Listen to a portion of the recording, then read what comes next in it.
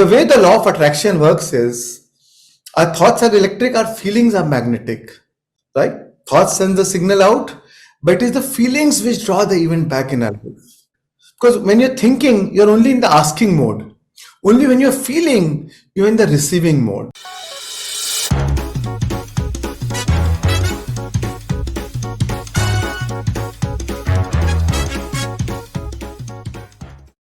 Welcome to Wellness Curated. I wish you all a very happy new year. And before we start a whole new season, I want to bring you the best of what we've created so far and show you how you can use it to lead your best life. For this series, we're going to approach our episodes with a scientific lens. Today, I want to talk to you about a concept that's intriguing and empowering. Manifesting abundance. Now, how does one manifest this abundance? The answer lies in the intersection of psychology, neuroscience, and quantum physics. So where does psychology come in here? Well, we know that psychologists have long studied the power of the mind and the way that it affects our reality.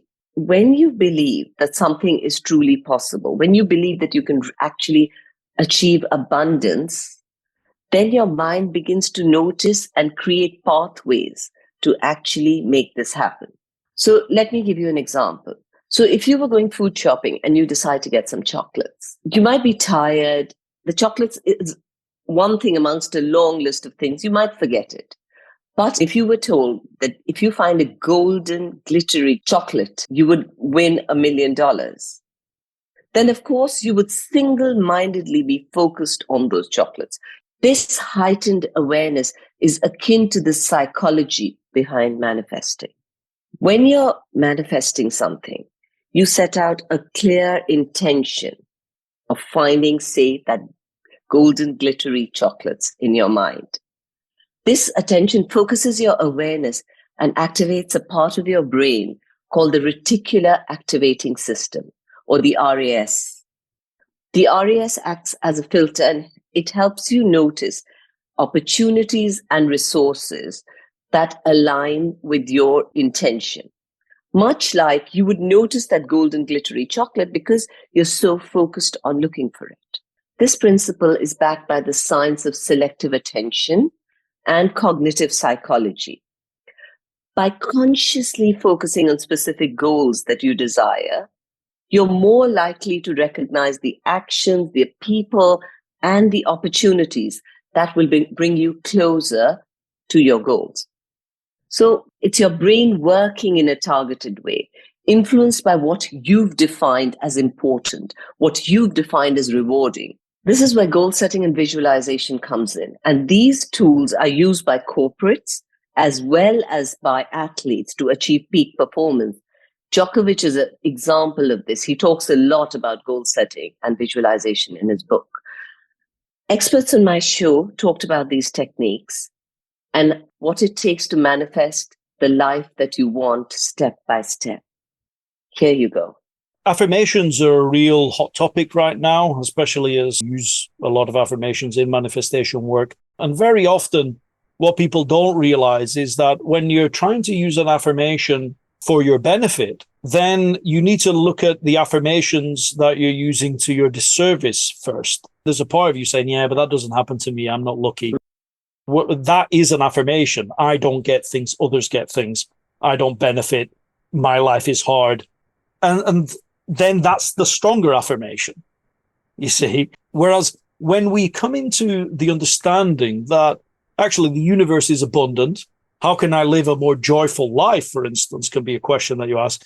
Then the affirmation can align with that. So you actually start from a position of abundance. You start from a position of gratitude. I mean, and gratitude is a feeling which just comes naturally, right? Like, because everything that we do in our life is for an emotional payoff. If I get this, then I'll be happy. So most of the time we wait for that happiness to come or something to happen in our life to feel grateful. But the truth is that happiness is already within us. And all we need is to connect to that inner being, to that inner treasure or the inner sanctuary within. And when you connect to that inner being, you can't help but feel grateful. And like in our practices, I teach meditation, I teach breath work.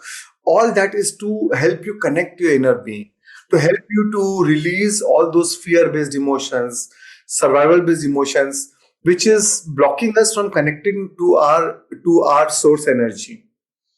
But once we connect to our source, that source becomes our ultimate resource. So the moment you feel grateful, you change your emotional state. When you feel grateful, our brain releases two powerful chemicals, two powerful neurotransmitters, serotonin and dopamine. These are the reward chemicals. These are the happiness chemicals. And all of a sudden, you feel happy. And the way the law of attraction works is, our thoughts are electric, our feelings are magnetic. Right? Thoughts send the signal out, but it is the feelings which draw the event back in our life. Because when you're thinking, you're only in the asking mode. Only when you're feeling, you're in the receiving mode. And then that's how you change your vibration.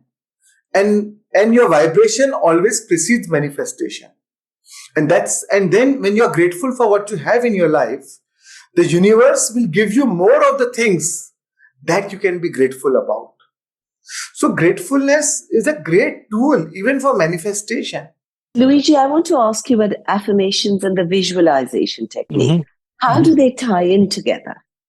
Okay, so there's several things there. You can certainly try this on your own. What I tend to do is, first of all, come into how I feel right now. So I do some sort of centering meditation, just noticing what I notice without interfering with it.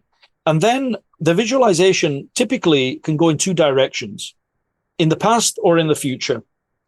I go into the past to find a resource. So when is it that things were really flowing well for me? And it could just be a very small amount. I know some people will say, oh God, I never had anything happen. That's because you don't remember it. You know, there'll been a time where if you can walk now, there'll have been a time when you were a baby and you struggled a lot. So these were the biggest learning experiences that we had were often before we could even remember. So I say to people, if you can't tap into that, then just know that that was there because it must have happened. The fact that you're talking right now means that that must have happened. Lots of failures before successes, or lots of feedback before success. So I try to tap into the energy of that. What would it have been like? And can I remember an event or a situation where I tried a lot of things and then there was a success? Bring it into the present moment, because that will be my compass for manifesting. And then I do a future pacing. So I will say, what would it look like? What would I be like? What environment would I find myself in when I'm in that kind of thriving situation? And that's where the visualization, and you're engaging your imagination. You're using all of your sensory imagination to align with that affirmation, essentially. So can you give us a simple step-by-step process that our listeners can use to manifest the life that they want, whatever it is that they want? Yep. Okay. Step-by-step process. So sit in meditation. Essentially, what we want to do is I mean, there's lots of ways of describing meditation, so I'm not going to get into that too much. But the idea here is to get into a receptive mindset. That is a relaxed, open focus with a receptive mindset. We start with meditation also because it makes it a lot easier to be able to focus on what's going on internally when you shut out the outside world a little bit, you know. And I normally start with what's called the 3 diamonds meditation in Buddhism, or the 3 brains of the body. We know that there's a brain in the head, but we also know that there are neuronal-like structures in the heart and in the gut. 40 million neuronal-like structures in the gut. That's the size of a cat's brain. Huge amounts of thinking, intuitive thinking. So when you have that alignment, and that's what you're gently going for, a rough alignment, then when you do the affirmation work, so when you say a message to yourself, like, I understand that I can grow through joy, you're listening to what your head's saying, you're listening to what your heart's saying, you're listening to what your gut's saying. If there's disagreement, then I just sit with that a little bit. And I find that space where there's an affirmation that I get my head, heart, and gut aligned with. Once I have all 3 in alignment, that affirmation will work beautifully. Now, neuroscience also offers a second part of the puzzle. So our brains are malleable, and that this trait is known as neuroplasticity. And tell me, Arnie, what about neuroplasticity? Can you give us a quick explanation of neuroplasticity? One sentence. It's the brain's ability to change itself. So you've got 1,000 billion neurons with 1,000 trillion connections. Your brain is changing all the time. And every time we either learn something new or we visualize or envision our future, our brains are literally getting rewired. And this is called neuroplasticity, as I had said earlier. We create new neural pathways, and these lead to innovative thoughts and actions. And it has tremendous and wide applications, and it gives tremendous hope for transformation, and anyone can benefit. By focusing on positive, abundant outcomes, we can train our brains to focus on opportunities which might have been unnoticed otherwise. So manifestation is not just about goal setting and visualization. It's also about doing. So there's a great manifestation story about Jim Carrey. He was a struggling actor, and he made himself a check for $10 million, and he dated it Thanksgiving 1995. He did this 5 years before. And close to Thanksgiving 1995, he did get a check for $10 million for the movie Dumb and Dumber. How amazing is that? So you need to take concrete steps to manifest your goal. Whether it's your dream job, you need to go get the skills required to get that job. So the action is absolutely imperative. Let's take an example of, say, a chocolate cake recipe. Say you have the best chocolate cake recipe in the world. You know that if you were to enter it for a competition, you would get the first prize. But you need to enter the cake for a competition. You'll have to go and bake that cake there, and then it will get the prize. Now let's discuss quantum physics. To try and explain it simply, so imagine classical physics or Newtonian physics, where imagine the Earth going around the sun, right? You can see it, you can observe it, and it goes in a predictable motion. It goes around the sun. When you think of very, very, very minute subatomic particles, these particles actually move to energy and back to being the particle. This process shows you that if you affect the energy, you would actually affect matter.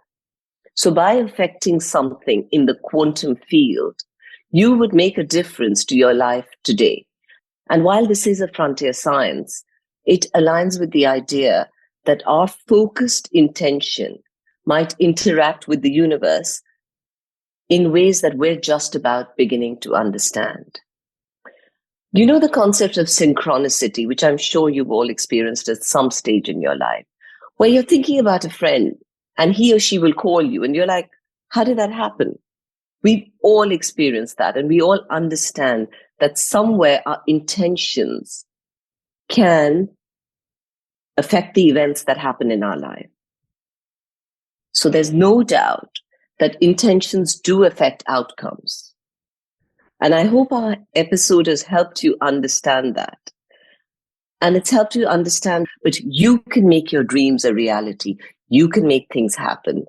Set your goals, visualize it, and manifest it. Do something about it. Thank you for listening. I hope you've learned something new. I hope we've got you a little closer to leading a healthier, happier, more hopeful life. I will see you next week, and I would love to hear all your manifestation stories. Thank you.